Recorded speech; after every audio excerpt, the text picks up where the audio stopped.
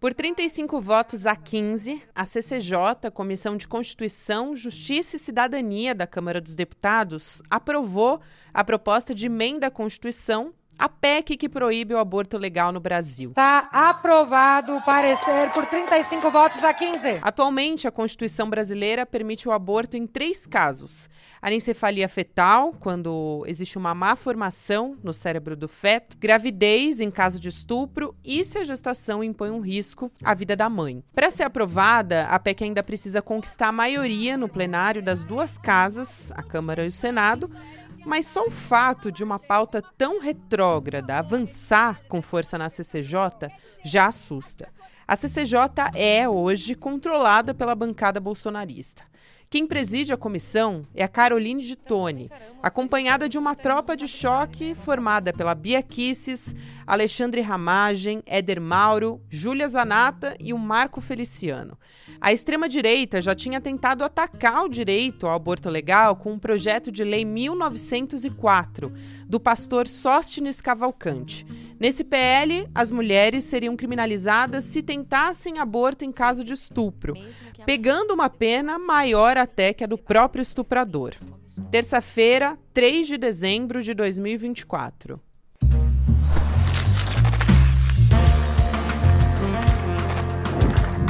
Sou Gabriela Varela, esse é o podcast do Análise, com mais informação da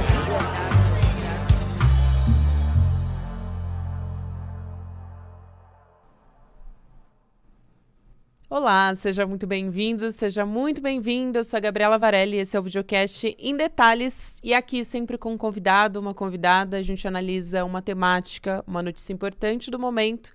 Eu amo receber convidado em estúdio, gente. E hoje eu vou receber de novo a jornalista, palestrante, curadora, pesquisadora, Adriana Ferreira Silva. Mais uma vez, bem-vinda. Muito obrigada pelo convite, mais uma vez. Sabe que eu adoro vir aqui conversar contigo, né? Eu amo também quando você vem. Tudo bem que a pauta, como sempre, é pesada. Não costumam ser leves, mas enfim. Nós vamos falar mas sobre necessárias, isso, porque né? é super necessário. A gente está falando de um contexto em que a PEC do estuprador, né, ou a PEC do aborto, a gente conhece pelos 2 nomes, mas passou na Comissão de Constituição e Justiça. Primeiro, para a gente começar essa conversa, para onde ela vai agora e qual é o contexto dessa PEC? Porque ela já está ali no Congresso Nacional circulando há mais de 10 anos e é muito curioso também de onde ela veio, né? Quem pautou? Exatamente. Bom, vou fazer um, assim, rapidíssimo histórico do que é o direito das mulheres à interrupção da gravidez no Brasil. Então, vamos lá. O aborto passou a fazer parte do Código Penal brasileiro em 1940, governo Getúlio Vargas, nas seguintes situações: salvar a vida da mulher e quando a gravidez fosse resultado de estupro. E por quê? Naquele momento ali, isso foi pensado porque era uma vergonha para a mulher ser estuprada e ficar grávida de outra pessoa que não fosse o marido. Então, já naquele momento, ninguém estava pensando necessariamente na vítima, né? Na mulher. Desde então, em 2012, o Supremo Tribunal Federal decidiu que o aborto seria legal também em casos de fetos com anencefalia. E aí, lembrando que em 2012 a gente tinha aqui no Brasil uma epidemia de Zika vírus, então está muito ligado a isso. Uma das consequências, né, do Zika era justamente fetos anencéfalos ou então microcefalia, como a gente viu, tem uma geração de crianças que nasceram com microcefalia por conta disso. E em 2017 foi apresentada ao Supremo uma arguição de descumprimento de preceito fundamental, que é a número 442, que pede a descriminalização do aborto até 12 semanas de gestação. A ministra Rosa Weber, que era a relatora, votou a favor da descriminalização em setembro de 2023, um pouco antes de se aposentar, e quando o Luiz Roberto Barroso, foi analisar o tema, ele pediu vista e está pendente. Então, essa é a situação. Foi um discurso depois, antes da aposentadoria dela, que foi muito forte, né? Foi muito simbólico aí, da ministra Rosa Weber. Exatamente. Em paralelo a isso, esse direito vem sofrendo ataques. Então, em 27 de fevereiro de 2013, foi apresentado o projeto de lei 5069, que, entre os seus autores estavam o então presidente da Câmara dos Deputados, Eduardo Cunha, deputado federal Eduardo Cunha. Aí a gente lembra que esse projeto, ele praticamente dificultava o acesso de vítimas de estupro ou de mulheres em situação ali, né, de correndo risco ao aborto legal. Então ele criava ali uma série de dispositivos que dificultava ainda mais o acesso das mulheres ao aborto legal. Naquele período ali, teve uma sequência, tudo isso está na Câmara, no site da Câmara, tem ali todos os detalhes para quem quiser acompanhar.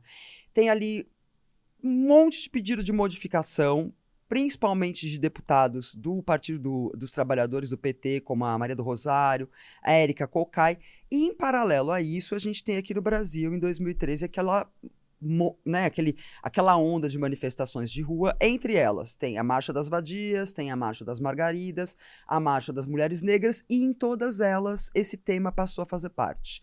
Em 2015, quando esse projeto vai ali para votação, aí a coisa explode, acontece o que a gente chama de primavera feminista aqui no Brasil, né, com todas as mulheres fazendo manifestação no Brasil inteiro e o Fora Cunha na rua. Aí o que acontece? Esse projeto sai da pauta. E agora ele volta, né? Reformulado, mas ali com as mesmas intenções, passa pela CCJ, é aprovado pela Carolina Dittoni, que é a presidente da CCJ, é ela que traz, né, a pauta de volta. E com essa aprovação agora o projeto teria que passar pelo plenário da Câmara e pelo Senado para ser aprovado.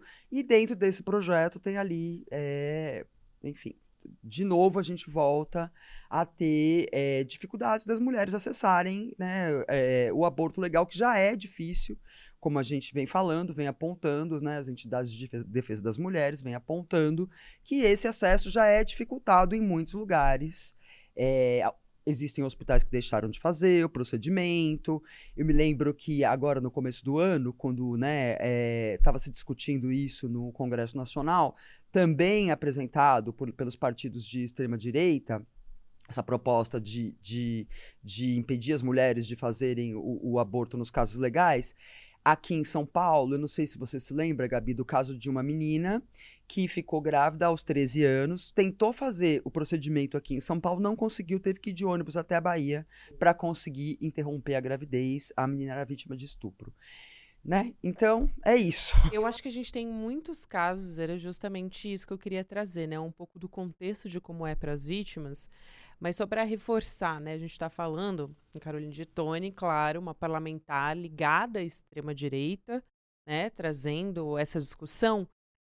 Antes disso, antes das eleições municipais, essa pauta veio e também com força as mulheres foram para as ruas, fizeram manifestações e ali o Congresso teve que desfazer essa articulação, essa mobilização no entorno desse projeto. Então, acho importante dizer isso, porque, mais uma vez, tudo bem, a gente teve um movimento ali da Primavera das Mulheres em 2015, que acho muito importante lembrar, né, da nossa história, de como foi, mas agora, mais uma vez, a gente teve uma reação do movimento feminista que foi muito imediato também e que obrigou os parlamentares a se movimentarem de alguma forma. Obrigou os parlamentares a se mobilizarem. Por quê? Porque eu acho que foi muito acertado o ponto de vista que os movimentos de mulheres se concentraram dessa vez, que foi o quê? Ao invés de clamar pelo direito ao aborto legal, concentrou-se no fato de que a proposta que o Arthur Lira colocou em apresentou como urgência, ela criminalizava as mulheres que faziam aborto com uma pena de homicídio que seria maior do que a do próprio estuprador, né? E aí foi isso que né, a gente acompanhou ali viralizar, por exemplo, nas redes sociais, a hashtag criança não é mãe, né? Estuprador não é pai, e até o presidente Lula se manifestou ali num determinado momento. Então foi realmente assim, um movimento muito grande que veio das ruas, né, mobilizado para o fato de que era um absurdo simplesmente você criminalizar uma mulher que faz um aborto com uma pena de prisão maior do que a do próprio estuprador. A gente teve um caso também que ficou muito famoso, que o Intercept Brasil revelou, de uma juíza que obrigou uma menina de 11 anos de idade a levar adiante uma gravidez de vítima de um estupro, né? teve esse caso, a gente tem aquele caso também que foi revelado pelo portal Catarinas, lá junto com o Intercept, né? Exatamente, é o mesmo caso, que a promotora, olha pra menina e fala, será que você não aguenta esperar mais um pouquinho, né? Como é que pode uma coisa dessa? E aí, Gabi, só voltando aqui um pouquinho, quando a gente fala, né, quando esse ano, quando teve essa mobilização, o que acontece? Essa mobilização aconteceu, né, destacando ali o criança não é mãe, estuprador não é pai. Por quê? Porque essa PL que foi colocada ali, né, apresentada como projeto de urgência, ela dizia que não seria permitido o aborto após 12 semanas. E, geralmente, as pessoas que descobrem a gravidez depois de 12 semanas são justamente as meninas. São as mais jovens, né? A gente sabe que aqui no Brasil as vítimas de estupro são principalmente meninas até 13 anos. É uma coisa cruel e terrível. E essas meninas mal conhecem o corpo delas. Como é que elas não sabem nem que elas estão grávidas, né? Então acontece muito de essas meninas chegarem né, descobrirem, né, a família descobrir que foi vítima de estupro, e em geral essas meninas são vítimas de estupro por um familiar, né? Ou é o pai, ou é o tio, ou é o avô, ou é um vizinho, ou seja lá quem for. Depois dessas 12 semanas, então o que você faz? Você obriga uma menina de 12 anos, 11 anos, 10 anos, porque a gente tem casos no Brasil de meninas, gravidez de 10, meninas até de 10 anos, a levarem uma gravidez adiante, né? É realmente muito cruel. Até essa menina dar conta, ou até a mãe, ou uma professora, né, alguém na escola perceber que ela está passando por essa situação, até aí já está num estágio muito mais avançado. Né? E a gente tem instituições, aí eu acho que isso é importante também, que deveriam proteger, que deveriam cuidar e que muitas vezes, acho que na maioria das vezes, na verdade, infelizmente, elas fazem um caminho contrário. A gente teve um caso recente, a gente pode citar vários aqui, mas o caso do CREMESP, que deveria preservar essas mulheres, né, e a intimidade dessas mulheres, que pediu prontuário de mulheres que tinham direito ao aborto e fizeram, né, procuraram um aborto legal na Unicamp, no interior de São Paulo. Então, esse é um caso, assim, essas ações intimidatórias, elas acontecem o tempo todo, né? O CREMESP não é o único que já fez isso. A gente teve um caso, a gente estava conversando aqui, um pouco antes da entrevista começar, mas a gente teve uma resolução do Conselho Federal de Medicina também dificultando procedimentos de aborto, né? Em casos legais, de indução ao aborto. Então, são ações, é difícil até de classificar, né? Porque impróprio é muito pouco, é uma violência, né? O que acontece é que essas entidades, elas estão muito ligadas aos governos de direita, né? Eles são entidades que a gente acompanhou durante a pandemia e vem acompanhando. Eu acho que o caso do aborto é um exemplo muito claro de como essas entidades acabam atuando, né, seguindo ali um modelo punitivista, um modelo de punitivismo legal, que reflete um direcionamento de direita, que não deveria ser utilizado, né, em nenhuma hipótese em especial. Mas é aquilo, né, Gabi? É impressionante. A gente, eu até, a semana passada, quando essa proposta passou, né, pela Comissão de Constituição e Justiça, eu até vi um post nas redes sociais que falam o direito das mulheres está sempre constantemente sob ataque, né? A gente vê, por exemplo, o que aconteceu nos Estados Unidos. Os Estados Unidos, que tinha o aborto legalizado desde a década de 1970, quando, né, o que seria o equivalente ao Supremo Tribunal Federal dos Estados Unidos passa a ter uma maioria de pessoas conservadoras, essa lei é derrubada, né? Então, eu tava, assim, antes da nossa conversa, eu tava recapitulando ali, né, tanto de lugares, né, que essa lei já existia, como voltou atrás, como lugares que, para garantir, e aí é o caso da França, que é o único país do mundo que colocou o direito ao aborto na Constituição, E eu acredito que o presidente Macron tenha feito isso ali, né? Foram várias as etapas, foi um processo longo também, porque a gente sabe que na França também existe um movimento de extrema-direita, e essa bandeira do aborto, ela é uma bandeira da extrema-direita do mundo.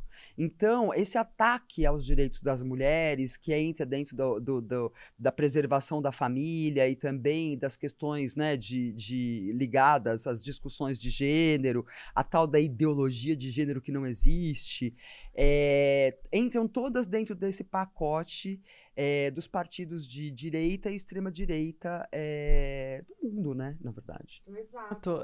Além disso, quando a gente olha, eu acho que o exemplo que você trouxe dos Estados Unidos é muito emblemático, mas a gente tem uma realidade mais próxima até, que é a da Argentina. E eu acho muito simbólico porque a gente tem um presidente neste momento que representa a extrema-direita, talvez uma das lideranças de extrema-direita que é mais proeminente hoje no mundo, que é o Javier Milei, infelizmente, mas é um país que mulheres podem recorrer ao aborto, inclusive brasileiras também, né? Existe essa possibilidade, inclusive, de brasileiras realizarem o aborto na Argentina. Aparentemente, em princípio, não está na mira do presidente Javier Milei retirar esse direito das mulheres. E é muito importante a gente destacar que, ao mesmo tempo que as mobilizações aconteceram aqui no Brasil, elas aconteceram na Argentina, né? Ni Una Menos foi um movimento que a gente acompanhou em paralelo ali na Argentina.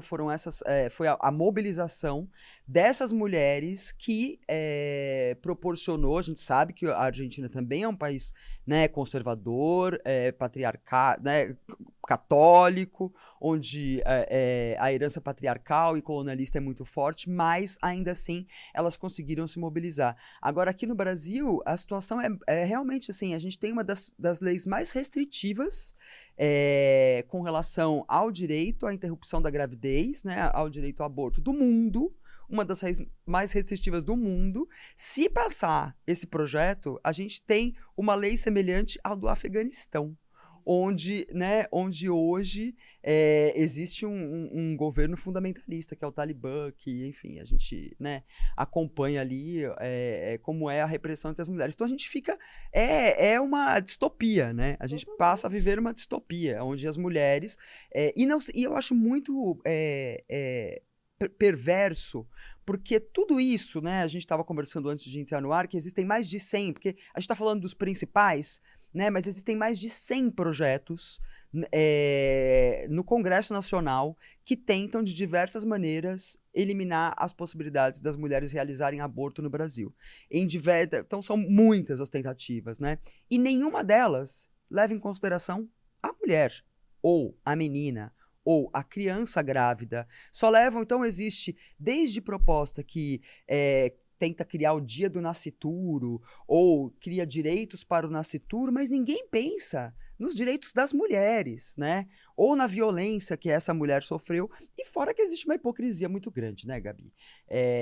Porque a gente considerando, assim, em especial o Brasil sendo um país tão machista, e a gente sabendo que existe no Brasil, né, uma indústria de aborto, né, de clínicas de aborto legais, e que o que acontece, na verdade, é que ninguém nunca deixou de fazer aborto, né? O que acontece é que quem tem dinheiro para pagar o aborto vai e faz numa clínica boa.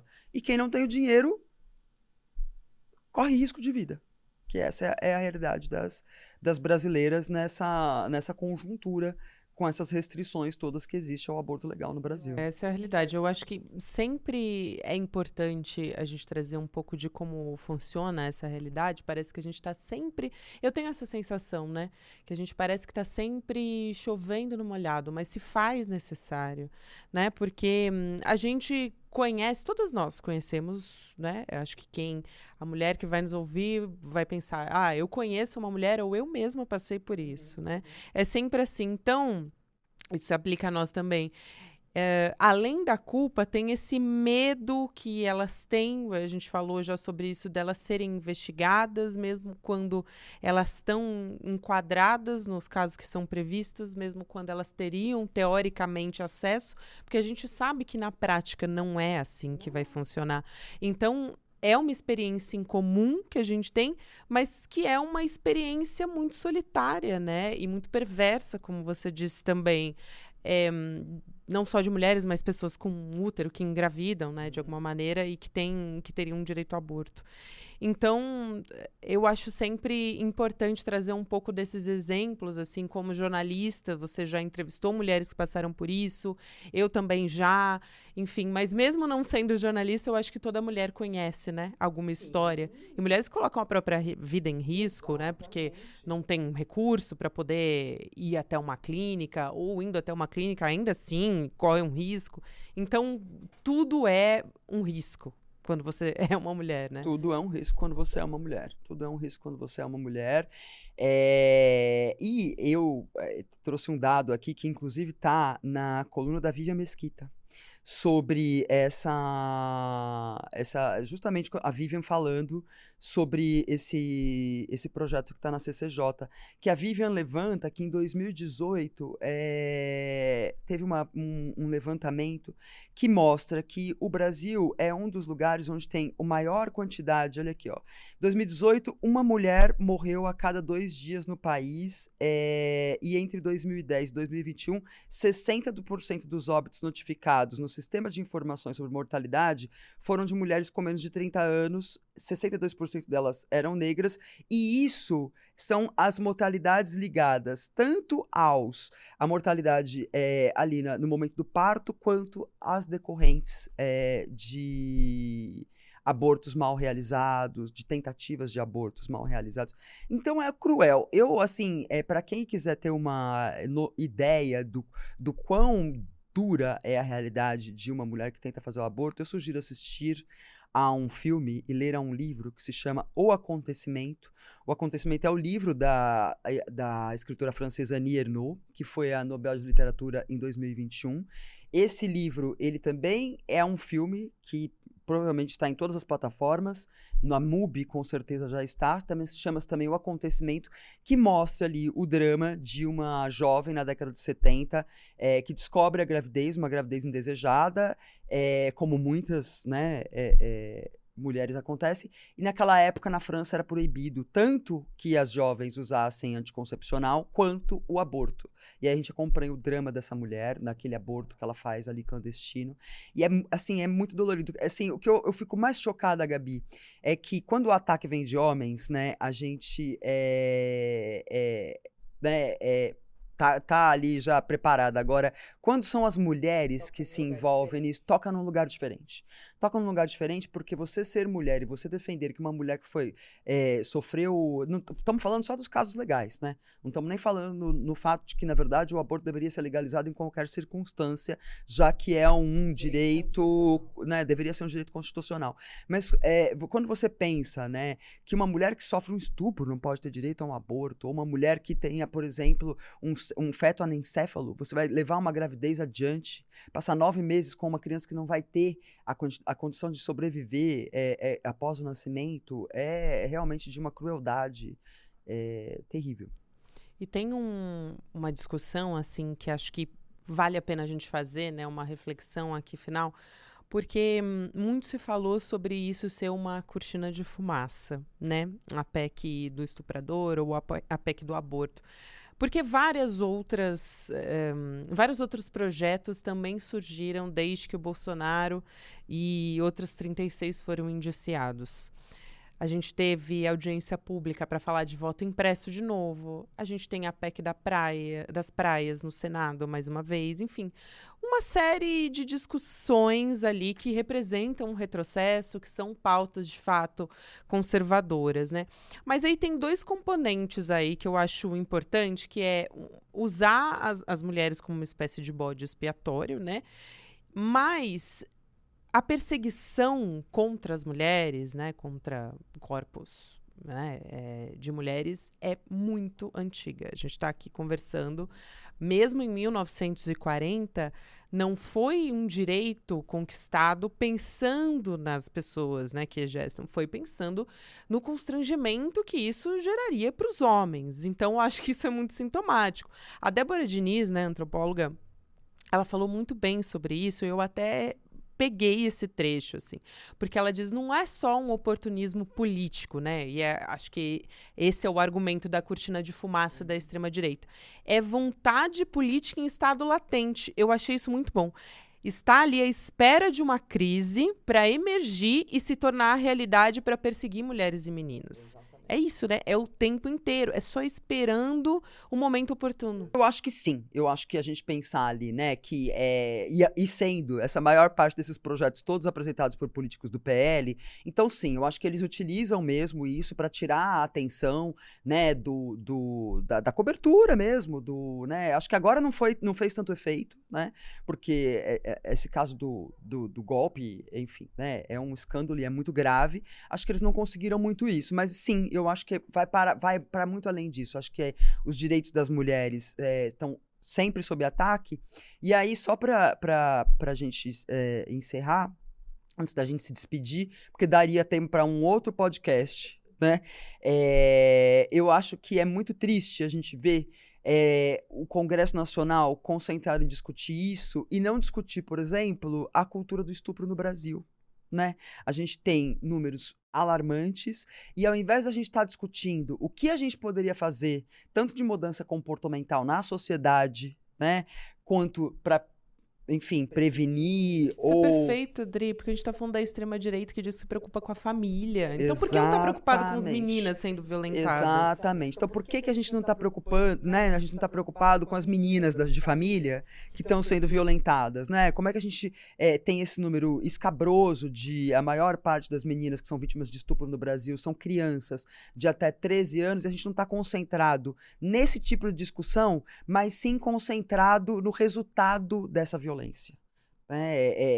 Por que não discutir o comportamento da sociedade frente a esses números? Então realmente assim algo que nos deixa todas enfurecidas e como disse a Angela Davis, a liberdade é uma luta constante. Então, basicamente é isso. No que diz respeito aos direitos das mulheres, é eternamente, realmente uma luta constante. É isso. A gente está num governo de frente ampla, mas com um Congresso o mais conservador dos últimos tempos. Então, o que a gente está fazendo é basicamente tentando não perder direitos já conquistados há muitos e muitos anos. É isso, Adri. Quero muito agradecer a sua presença aqui. Você sempre toca nos pontos fundamentais, é sempre muito didática. Enfim, eu adoro te receber e te ouvir. Obrigada, Gabi. Espero que tenha sido... que são tantas as nuances dessa história, né? Tanto um vai e vem. Espero que, enfim, tenha ajudado aí quem está nos acompanhando, nos ouvindo. Agradeço o convite mais uma vez. Sempre um prazer. Volta sempre. Beijo, até mais. Gente, e nesse final de Em Detalhes, eu tenho um recado bem importante para você. A gente vai ter um novo evento aqui no ICL. A gente falou aqui sobre a ascensão da extrema-direita, acabou entrando na temática dos Estados Unidos. A gente sabe que o Donald Trump vai assumir mais uma vez a Casa Branca e as consequências que isso vai ter. Então, a gente vai ter aqui uma série original do ICL com um evento de lançamento para isso. Então, a série é Ameaça Global, Os Perigos da Nova Era Trump. São 3 episódios e quem conduziu, gente, é a nossa repórter que faz tudo, Heloísa Vilela, que cobriu, né, não só eleições americanas, mas também foi correspondente internacional nos Estados Unidos por muitos e muitos anos. Então, ninguém tem uma experiência tão completa quanto a Heloísa. Ela gravou materiais lá nos Estados Unidos, entrevistas com analistas, especialistas, e a gente vai ter o evento de lançamento dessa série, que vai ser no dia 10 de dezembro, é uma terça-feira, então anota aí na sua agenda. 8 horas da noite, vai ter um debate ao vivo com a própria Elô, com o Eduardo Moreira, o João César de Castro Rocha, professor Castro Rocha, e também o professor James Green. Então, você garante a sua vaga em detalhesicl.com.br. Vale muito a pena acompanhar mais esse material produzido com exclusividade aqui pela nossa equipe. Obrigada a você que me acompanhou até aqui. Agora você fica com o Mercado Investimentos. Na sequência tem Rolê ICL e você pode ouvir o Em Detalhes todos os dias na sua plataforma de áudio preferida. Obrigada, até amanhã.